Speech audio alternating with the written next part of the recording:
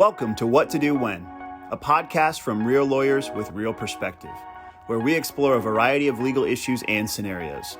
Each week, we focus on a new topic and discuss what to do when and if any of these legal scenarios ever happen to you or a loved one.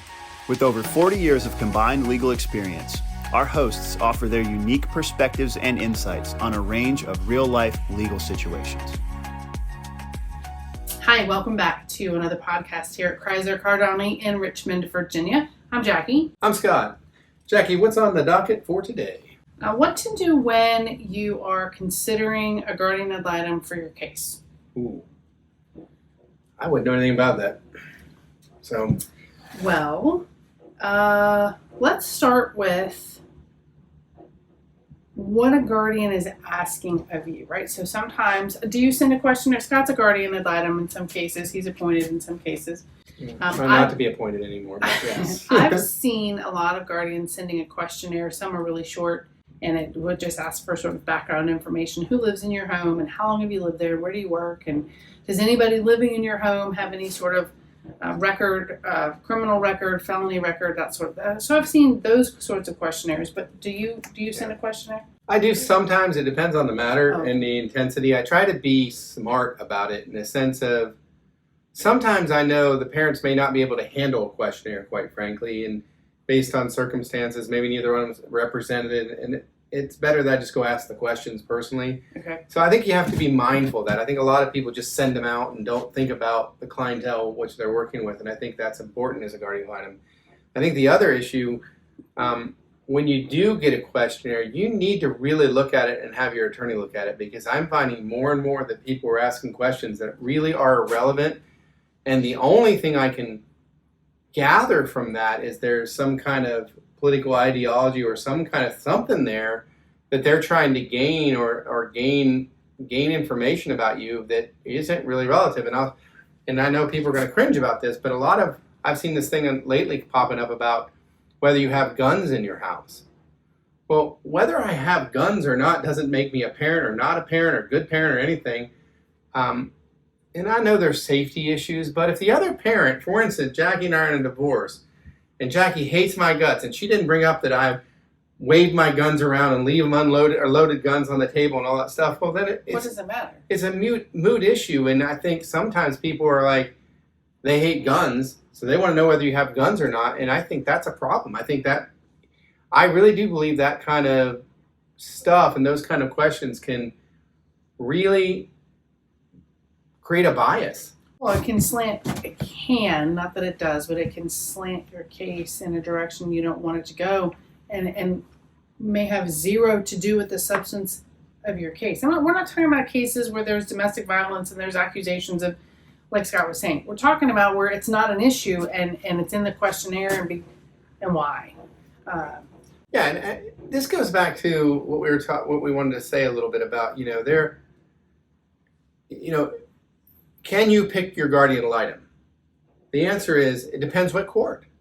That's true. And so if you're in juvenile court, they're usually assigned, and if you're in circuit court, the attorneys usually get together and try to pick somebody on the list. But my point is this, even if you're in juvenile court, as an attorney, knowing who your client is so important, because knowing who the guardian ad litems are is important too. So are they going to rub wrong? Or so one very conservative and one very, very liberal, and that can be a very dangerous combination, because I'm sorry that I see it all the time where people don't hide their agendas or whatever it is, and I'm like, what? It's not supposed to be, folks. I'm not saying that's supposed to be. It shouldn't even be in the conversation. I mean, whether the people voted for Trump or Biden or Jimmy, that shouldn't even matter. Right. So when we get into these things, we've got to, for instance, you got somebody who homeschools. What is the guardian ad litem's perspective on homeschool? Do you know them? Do you know what their perspective is? I'm telling you, not every guardian ad litem thinks homeschool is a good thing. Matter of fact, a lot of them think it's hokey, and they produce hokey kids and all this kind of stuff, which, quite frankly, isn't true. But when you have that perspective, it affects your presentation of the case and your investigation of the case. So those things really matter. Or if you have a client who's really super liberal on the other side, and Sure. it supports things that the Guardian Ad Litem doesn't support. Sure. It can really be a conflict, and as an attorney especially, or as a citizen, and Guardian Ad Litem is being appointed, you kind of want to be mindful of that at a minimal and get as much involved in that as you can, because for me, representing somebody, when I'm their attorney, I want to know these things. And, the first thing people ask me, do you know the Guardian Ad Litem? Yep, I know. And helping your client navigate that. Right. What you should say, what you shouldn't say, sometimes you're offering things you don't need to offer. They may not even ask it, and you're sitting there telling them your life story, which I'm like, that's not what this is about. Well, and so I think part of the reason that this is so important is because, number one, sometimes you don't get to pick, right? Yes. Maybe the person that you've hired to represent you in the case comes in after you represented yourself at the first hearing, and there was a guardian appointed and there were no attorneys involved at that point. And it's Joe Schmo, and you say, hey, Scott, I've got a Guardian Ad Litem. It's Joe Schmo. What do you think? Okay, well, this is what I think. We need to be able to navigate this in certain ways and protect information or whatnot. You just need to know the person that you're hiring has some insight into the Guardian Ad Litem. And sometimes it's somebody we've never heard of. I've never heard of that person, because the list changes pretty regularly. Yeah, it does. There's always people being added. And that's okay also. But again, you've got to have someone who's willing to stand up against a Guardian Ad Litem if the report or if the investigation really hasn't been thorough, or maybe it's just not for your client. So Scott and I and plenty of the attorneys in the area have gone against a guardian's report. So a guardian gets involved in a case and files a report and makes a recommendation to the court. And there are some attorneys who say, oh, I'm sorry, client, I'm not going against the guardian, because what they say goes, and it's just, you can't go against the guardian. It's going to be bad for you in court. And then you've got some other attorneys like Scott and I and others here in the Richmond area who will say, I know what your recommendation is, but I think the evidence supports a different outcome. Absolutely. And you put on the evidence and let the judge decide. The guardian really isn't the end all to be all. And shouldn't be. But they're important. Don't get me wrong. Lots of my friends are guardians. Scott's a guardian. I think that they have a valuable place in cases. And sometimes I don't agree with them. And that's okay. That's why we have court, is because we don't always agree. And so I think it's important for you and your attorney to understand that there are times when you don't agree with the guardian's recommendation and the evidence supports a different outcome than the guardian's recommendation, and putting that on in your case, and how critical that is versus just saying, well, they did their investigation, we're not going against it. Very different perspective on how to proceed in the case. And I think some attorneys just go against the Guardian Ad Litem no matter what, so there's that perspective I mean, too. there's the other side of that too, which is not necessarily a good thing either. And I think both Jack and I agree that usually you don't want to go against the Guardian Ad Litem unless you have a really good reason. Oh, for sure. But at the same time, it's really, as an attorney, it's about putting on your case. And if you believe in your case like you should and you've done the work, then your case should stand up in court. And, it doesn't mean you're always going to win, but if you have the evidence and have the case, then, that Guardian Ad Litem's opinion at that point shouldn't persuade you from moving forward. A really good Guardian Ad Litem is going to try to look for middle ground, because quite frankly, there should be always middle ground of some sort, because as judges always say, nobody's going to be happy. That's right. You're fighting. So, sometimes you got to take a deep breath and at least listen to the recommendation. And, I see parents, even my own parents sometimes, like getting confrontational with the Guardian Ad Litem, dumbest thing in the world. Even if you disagree with them, it's not the time to be confrontational. It's like I tell people, you may hate social services, but when they take your kid, is not the time to get in a fight with them. That's right. There's a time and a place, and maybe you think the Guardian Ad Litem is a horrific person who's done all these things, but during your case is not the time for you to be fighting with them. You can speak truth. I never say don't speak truth. I never say don't be yourself, but you don't need to be defensive, confrontational, all those things that will put a wedge between anything you're saying and them hearing it. So it's okay to say, well, I don't agree with that position. That's okay. You should say what you mean and mean what you say. But I see it too often where I don't know what it is, but sometimes I hear people arguing in a Guardian Ad Litem interview, and I'm like, you don't even know what you're arguing about. You're just upset, and you're actually making this worse. Just listen to them. even if you don't, sometimes it's okay not to agree to them and just listen to them and go, okay, I hear you. And let them know you're hearing them. It's okay to let them know you hear them. There's nothing wrong with that. I mean, Sure. everybody deserves to be heard. That doesn't mean you have to agree with them. Well, do you find that a lot of the tension between some of your clients, or even when you're the guardian, and the tension that you have with the parties, so on both heads of that coin, both sides of that coin, heads and tails, that the conflict really comes from accusations that either the guardian didn't do their job or did their job incorrectly, or something about the guardian's performance of their duties? Yeah.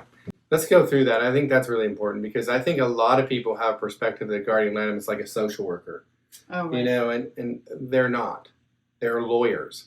Their job is to represent the child's best interest in court. And there is a list of things they're supposed to do, and you can get that list. I don't have it in front of me, unfortunately. I probably should have grabbed that. But, you know, I don't think that's as important. There is a list of things they're supposed to do, but they're more general than people really understand. You know, having contact with the child before court is super important. Sure. You know, in recency. But that depends on the age of the child, right? Not really. Even if it's an infant, you're supposed to have contact with the child. I, like you, would think sometimes that's kind of dumb. But what you're doing in that case, I think, is making sure the child's safe in the environment they're in. And I get that a little bit. But but that doesn't mean that every Guardian Ad Litem is going to do a home study of everybody's house. So why? I mean, because I've heard that a lot. Oh, they never came to my house. They're not doing their job. Well, and my response is your house in question? Did the other party say Exactly. it wasn't? Okay, so That's exactly right. I mean, for me, if nobody's complaining about the other person's house, why am I going to go pick up cushions and look for things that I just find I try to take Guardian Ad Litem like an onion. You peel it one layer at a time. You peel as many layers as you need to get to the truth and get to a place where everybody's agreeing.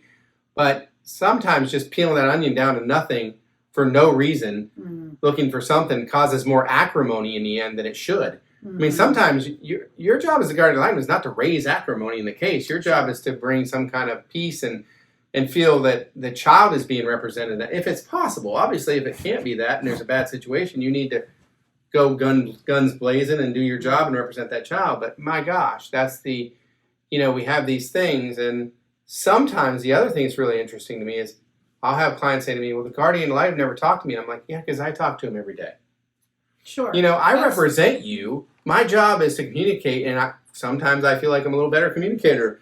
I know how to communicate without the hostility there. So I'm talking to the Guardian Ad Litem all the time. So sometimes that contact is minimal because your attorney is very good in doing their job. I know sometimes it's true they never talk to either one. I can't tell you how many times I've walked into court, looked at the other lawyer and said, has anybody reached out to you? No. And then still somebody stands up and gives a recommendation. Right. I've seen that as well. And it's horrific. And then there's times, I've been a Guardian Ad Litem and quite frankly, got a call at Tuesday and I have a case on Wednesday and it just totally slipped through the cracks. And I've gone to the court and said, you know what, Judge, I can't make a recommendation today. I haven't done what I needed to do. I haven't done my job. And I'm very sorry about that. It doesn't happen often, but it does happen, especially cases that come in 6 months from now and you don't hear a peep from anybody for 6 months and there's not really a hot contested case. Is that an excuse? No, I'm just saying those cases can That happens. sometimes just slip through the cracks, as I said, or they didn't get docketed. Sometimes when I get a case for a Guardian Ad Litem, I put in every month or whatever it is, I put in ticklers to look at the case and look at the file. And sometimes if that didn't get done, the case pops up in June and I haven't looked at it since, January. And I'm like, oh my gosh. So those are real issues. But, the point is you need to be communicating with your lawyer, make sure that the communication's happening. As long as the communication's happening, how it happens, I think, is sort of irrelevant. Okay. So when someone is frustrated that their Guardian Ad Litem hasn't done their job, quote unquote, what's your best response? What would you say to our listeners about what a guardian's job really ought to be and whether the person's frustration sometimes is on point and sometimes really is off point?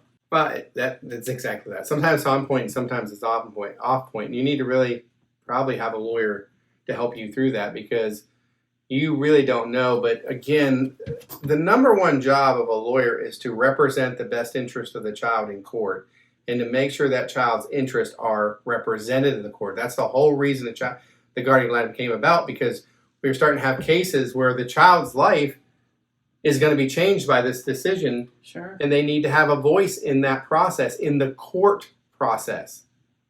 You notice I said it's not a social worker. It's not me making sure the kid has food and making sure the kid's going to school. Those may become issues, but my point is, I think some people take it like as a glorified social worker and expecting people to do things, and that's not it. So there are very legitimate complaints, and sometimes you and your attorney may have to move to have the guardian ad litem removed, or move that his testimony.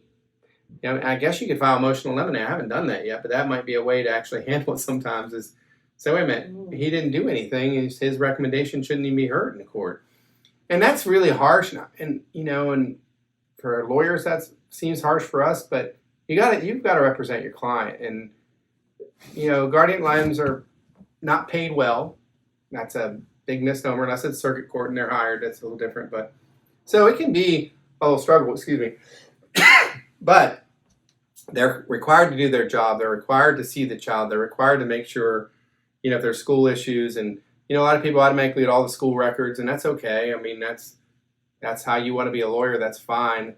I tend to not get into school unless one of the parents is saying there's a school issue. I just tend to do it that way. I try to go, okay, folks, you're having a problem. There's two of you. Give me your side. What are the issues? You give me your side, and I'll investigate those issues. And try not to create issues that aren't there. Sure. Because quite frankly, you can create issues that are lifetime issues for that child that you created that would have never been there had you not said anything, because of a perspective that you have. You think something's important that maybe neither of the parents would ever thought was important. So you've got to be smart about that. But it's important that people do their job, and everybody does it differently. I'm not questioning how people do their job, but it is important to do it. It is important to do it. So when there's a guardian ad litem involved in your case, you really need to walk it through with your attorney. If you don't have an attorney, it's really important that you not just look out Google and figure out what the guardian was supposed to do, whether they've quote unquote done their job. I think Scott and I would agree that lots and lots of these guardians are great at what they do, and they Absolutely. do it because they love families and they love children. Because it's not a huge paycheck at the end of the day when you're a guardian. They do it because they love it, and a lot of them do a fantastic job. And there are often times that I ask for a guardian ad litem because I know I need someone to come in and be a voice for the 10-year-old or the 15-year-old. But I'm not going to call into court. I'm not going to have this child come and testify in front of their mom and dad. That is almost never the appropriate action. Almost. And so you really, having the right advocate for your child doesn't mean that it's the decision you're going to like. It doesn't mean it's the decision that you're going to think is the right decision. But having a good person representing the best interest of your child is the whole point of having a guardian ad litem. So our takeaways today, Scott, what do you got? Well, I think the first thing is the questions that you want to ask at the beginning, and getting together with your lawyer and finding out, making sure your lawyer knows who you are as a person, what's important to you, and you also, figuring out what's important to the guardian ad litem and those kind of things. And you can do that a lot with that questionnaire. You can choose maybe not through your lawyer not to answer some of those questions because they're irrelevant, and that's okay. I mean, I won't go there. Discovery all the time is there's questions that aren't relevant, so that's okay. You can do that. But be sure and go through it with your attorney. The second issue is that it is a common misconception that the guardian is always a social worker. And well, it's a social worker, but kidding. that the court's going to always follow the guardian's recommendation. Yeah. And if finding an attorney that is willing to pay close enough attention to what's going on in the case, and to stand up and argue against maybe what the guardian is recommending is important. I have had some clients say, I had to leave my last attorney because they said the guardians made the recommendation and they're not going to argue against it. Sometimes you shouldn't, right? Sometimes it's a good recommendation and the attorney recognizes it and tries to say, look, I think it's the right recommendation in your case.